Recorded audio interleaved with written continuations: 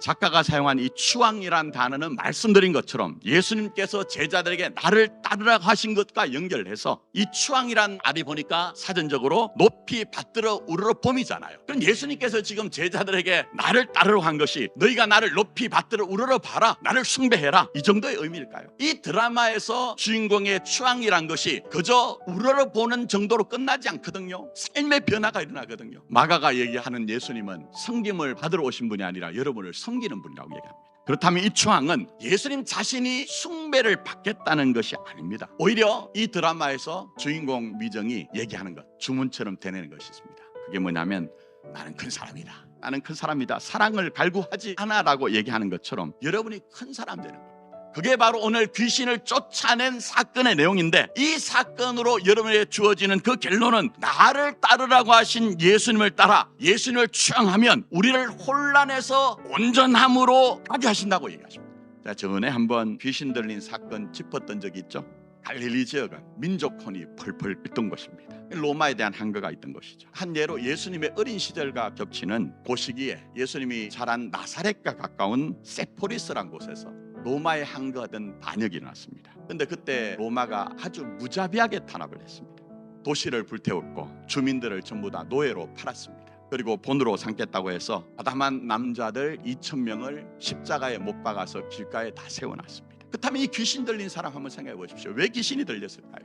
아무 이유 없이 귀신이 들렸을까요? 어쩌면 자기 가족 중에, 어쩌면 자기 이웃 사람 가운데 그런 죽음을 목도했다고 하면 이 사람의 영혼이 어떻게 온전할 수가 있었겠습니까? 붕괴되었겠죠. 깊은 혼란 가운데 있었겠죠. 우리 사는 시대는 어쩌면 귀신에 사로잡힌 시대입니다. 왜 그럴까요? 가치가 전도되어 있습니다. 제가 한번 말씀드렸죠. 돈 많으면 잘 산다고 얘기합니다. 그러나 돈 많은 것과 잘 산다는 것은 다른 문제입니다. 잘 산다는 것은 가치의 문제요, 의미의 문제입니다. 근데 이 사회는 돈만 많으면 인격도 되고 그 사람이 진정한 삶의 가치를 가지고 제대로 살고 있다고 판정을 하거든요. 그런데 이런 시대를 살다 보니 돈 있는 사람도 거기에서 고통을 받는 거예요. 내가 이거 잃어버리면 내가 잘 사는 사람으로서의 그 지위를 놓친다고 생각하니까 거기에서 떨어진 사람들은 내가 잘 살지 못한다는 자괴감으로 고통을 당하고 있는 거예요. 마치 귀신에 잡혀있는 것 같은 그런 시대, 그 속에서 고통을 받고 있는 거예요. 그러나 예수님은 그렇지 않다고 얘기합니다. 제발 우리 교회 안에서는요, 세상의 허탄한 신화와 철학을 끌고 들어와서 함부로 남들의 인생과 영혼을 재단하지 않았으면 좋겠어요. 그러나 한숨만 쉬고 있으면 안 됩니다. 오히려 더욱더 여러분의 영혼에 필요한 것은 추앙입니다.